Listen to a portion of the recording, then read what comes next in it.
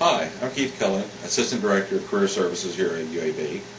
And in this episode of Career Conversations, we're going to talk a little bit about interviewing skills and interviewing preparation. Because this is an area that a lot of students don't really understand. Number one, they don't even understand why we have to have an interview.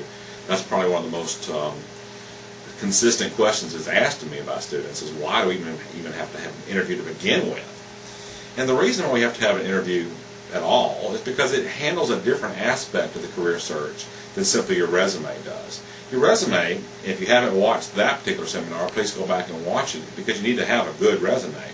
But the resume deals with skills. It's very factually oriented, and if you just looked at your skill set, you probably could be hired if that were the only thing that was important. But it's not the only thing that's important to a company. They're also looking for something a little more intangible. It is chemistry. How well do you kind of fit with the organizational structure, the mission, the vision, the goals and objectives.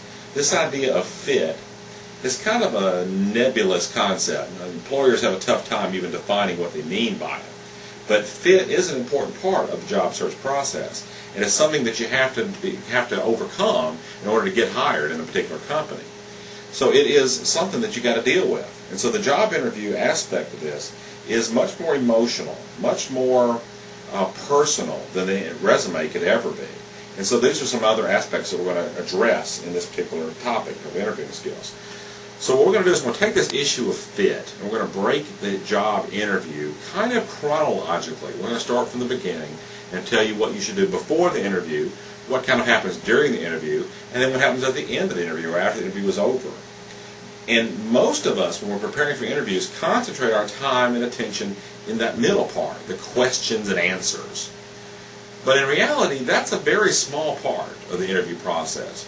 What happens before the interview and what happens after the interview is over is equally important, and in some cases I would tell you it's more important than what happens during the interview. And these are the areas that are most neglected. And so these are the areas that we're going to spend the most amount of time talking about. We are going to cover the middle part too, but what happens before the interview and after the interview is really going to make you or break you in terms of whether or not this interview is going to be successful for you.